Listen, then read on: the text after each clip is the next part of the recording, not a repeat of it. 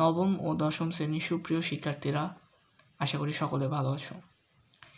আজকে আমি তোমাদের সামনে দুটি ইম্পর্টেন্ট প্রশ্ন নিয়ে হাজির হয়েছি। এটি অবশ্যই পরীক্ষায় আসবে এবং এই দুটি প্রশ্ন না আসলে তোমাদের এমসিকিউ হবে না, মানে 100% আসতেই হবে। তো প্রথম প্রশ্নটা আমরা পড়ে দেখি। বলছে প্রদর্শিত দূরত্ব অতিক্রম করতে তরঙ্গ 6 সেকেন্ড সময় লাগে, তরঙ্গের কম্পাঙ্ক কত, মানে f=1। ঠিক আছে, চলো আমরা এটিকে সলভ করি। এখানে আমাদের চিত্রে তরঙ্গ দৈর্ঘ্য, মানে এখানে আমাদের পূর্ণ তরঙ্গ কয়টা হয়েছে সেটা আমরা দেখব। 1 2 তিনটি পূর্ণ তরঙ্গ, অর্থাৎ 3 ল্যামডা। 3 ল্যামডা হতে সময় নেয় 6 সেকেন্ড। তাহলে আমরা লিখতে পারি 3 ল্যামডা অতিক্রম করে 6 সেকেন্ডে, সুতরাং হচ্ছে ল্যামডা, মানে 1 ল্যামডা অতিক্রম করে 6/3 সেকেন্ডে। তাহলে আমরা লিখতে পারি 2 সেকেন্ড, অর্থাৎ আমাদের টি এর মান হচ্ছে 2 সেকেন্ড। সুতরাং f=1/t। অত্যন্ত সহজ, কোনো ভয় নাই, আমি আছি তোমাদের সাথে। আমি সবসময় চেষ্টা করি আমাদের স্টুডেন্টদেরকে ইজিলি সব কিছু শেখানো। তোমরা তাড়াতাড়ি দ্রুত চ্যানেলটিকে সাবস্ক্রাইব করে দিও। তো 1/t, তাহলে আমরা এখানে কত পেয়েছি? হাফ। তাহলে 0.5 কি হার্জ। তাহলে আমাদের অ্যান্সার কত হবে?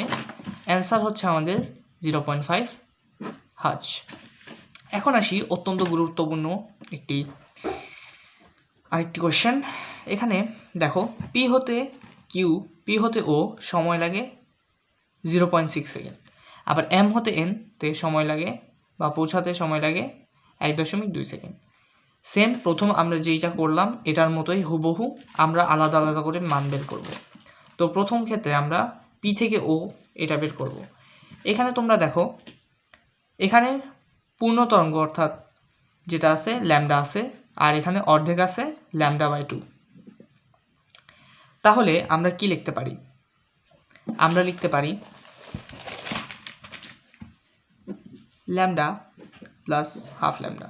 তাহলে আমাদের আসবে হচ্ছে 3/2 ল্যামডা। এখন আমাদের এই 3/2 ল্যামডা অতিক্রম করতে সময় লাগে 0.6 সেকেন্ড। তাহলে আমরা লিখতে পারি অতিক্রম করতে সময় লাগে ... সময় লাগে 0.6 সেকেন্ড।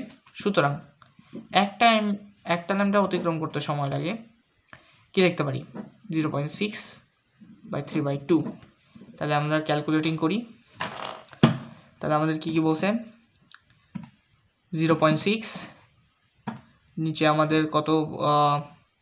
3/2। তাহলে আমাদের অ্যান্সার আসবে হচ্ছে 0.4 সেকেন্ড। তাহলে অ্যান্সার হবে 0.4 সেকেন্ড। তো সুতরাং আমরা লিখতে পারি, এটা হচ্ছে আমাদের টি, f=1/t। তাহলে 1/0.4 আমরা লিখতে পারি 1/0.4 আমরা দিতে পারি 5/2 রাখতে পারি। এটাকে আমাদের যেহেতু অনুপাতে চাইছে, তাই আমাদেরকে ভগ্নাংশ আকারে রাখতে হবে। এরপরে দ্বিতীয়টা ঠিক হুবহু একইভাবে বের করব।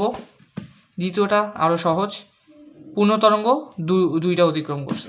তাহলে আমরা এখানে লিখতে পারি, এখানে আমরা দেখো নিচে 2 ল্যামডা অতিক্রম করে 1.2 সেকেন্ডে, সুতরাং একটা ল্যামডা অতিক্রম করে 1.2/2, সুতরাং অতিক্রম করে হচ্ছে আমাদের 0.6 সেকেন্ডে। এখন আমাদের টি এর মান 6।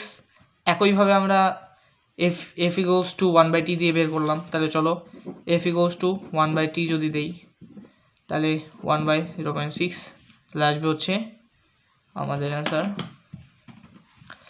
দেখো 1/0.6, তাহলে কি 5/3 আসতেছে। কত? 5/3। এখন আমাদের এই দুইটার কি চাইছে? এই দুইটার আমাদের অনুপাত চাইছে। তাহলে f1 অনুপাত f2। f1 পাইছি, অনুপাত মানে হচ্ছে আমাদের ভগ্নাংশ, ঠিক আছে, সেমই, যাই হোক। তাহলে f1 আমরা পাইছি 5/2, f2 পাইছি 5/3। এখন এটাকে আমরা এদিকে গুণে দিয়ে দিই, তাহলে কত আসবে 5/2, এটা ওইদিকে গেলে উল্টায় যাবে, এটা কাটা, তাহলে দেখো কি থাকবে 3/2 থাকবে। এখন আমরা এটাকে যদি অনুপাতে লিখি তাহলে কি 3/2, তাহলে আমাদের অ্যান্সার কি হবে 3/2। এমনই মজার মজার MCQ পেতে আমার চ্যানেলটিকে সাবস্ক্রাইব করে রাখো। ধন্যবাদ।